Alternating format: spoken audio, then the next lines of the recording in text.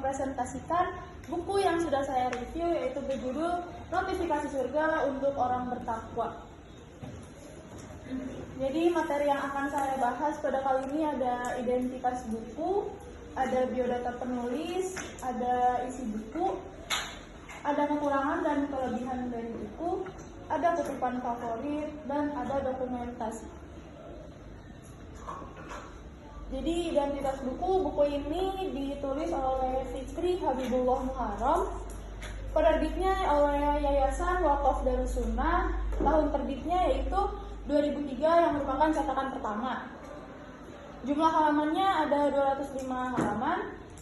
Buku ini diedit atau editorial oleh Abdul Qadir Jailani, lalu layout sampulnya oleh Habib Fadli Zain atau Multi Talent Project.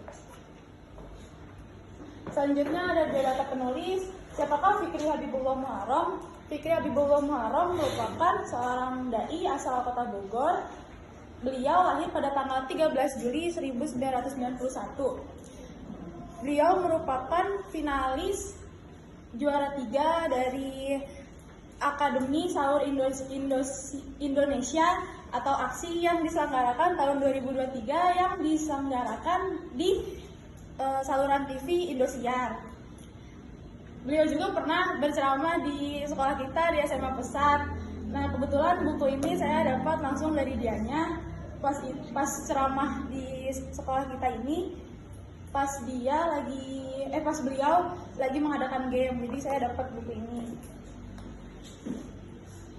Lalu isi buku ini berisi tentang memahami takwa bukan hanya sebagai sekedar kewajiban agama, tetapi juga sebagai gaya hidup yang dapat membawa kedamaian dalam hidup.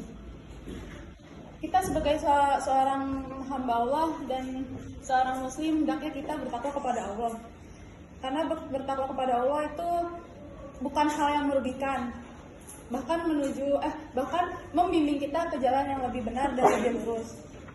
Bertakwa kepada Allah dapat membawa kita ke kedamaian hidup kita.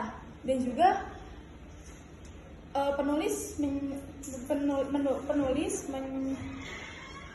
mengatakan bahwa ketika kita bertakwa kepada Allah dan beriman kepada Allah, Allah akan memberikan reward kepada kita, yaitu berupa surga.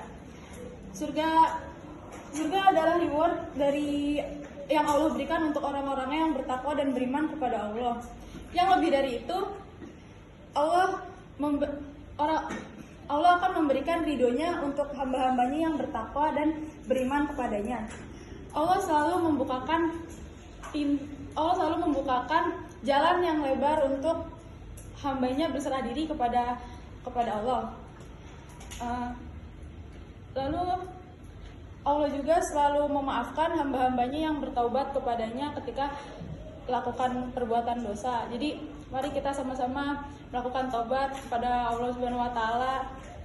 Ya, terus habis itu buku ini juga menekankan untuk selalu mendekatkan diri kepada Allah, berperilaku baik dan menjalankan segala perintahnya dengan penuh keikhlasan. Kita sebagai hamba Allah harus menjalankan perintah Allah dengan penuh ikhlas dan penuh sabar.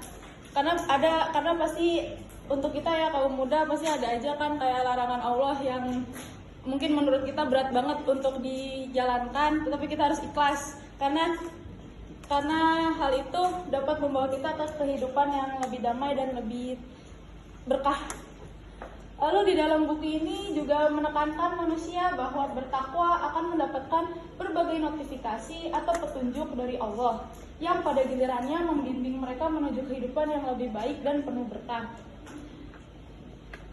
Buku ini selain dari isi buku yang saya tampilkan di sini, buku ini juga berisi pesan-pesan ketakwaan yang sangat aplikatif dengan kehidupan sehari-hari kita. Membaca buku ini bagi saya membawa diri saya seperti ke ruang dialog. Dan untuk teman-teman di sini yang ingin menjadi dai, buku ini sangat cocok untuk menjadi referensi dan konsep untuk disampaikan lagi ke kaum muslimin. Lalu selanjutnya ada kelebihan dan kekurangan. Kelebihan dari buku ini relevan dengan kehidupan sehari-hari. Lalu bahasa mudah dimengerti. Nah, maksud saya di sini bahasa mudah dimengerti lebih ke gaya bahasanya yang santai, yang dipakai penulis santai. Dan untuk kita kaum muda itu sangat cocok lah gitu. Terus memotivasi pembaca. Dan untuk kekurangannya, covernya kurang menarik. Nah, cover itu seperti ini gitu. Ini depannya, ini belakangnya. Dan kalau menurut saya ini kurang menarik karena kalau di Gramedia banyak yang covernya semacam ini gitu. Jadi semoga editornya lebih ada referensi lagi. Lalu terdapat bahasa artinya kurang dimengerti.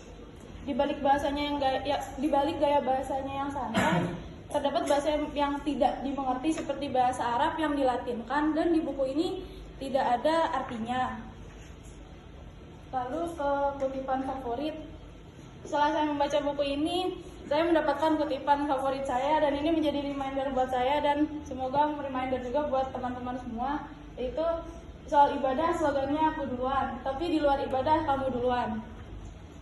Selanjutnya di dokumentasi, ini saya foto di tempat les. Selanjutnya udah sekian yang dapat saya sampaikan. Terima kasih. Wassalamualaikum warahmatullahi wabarakatuh.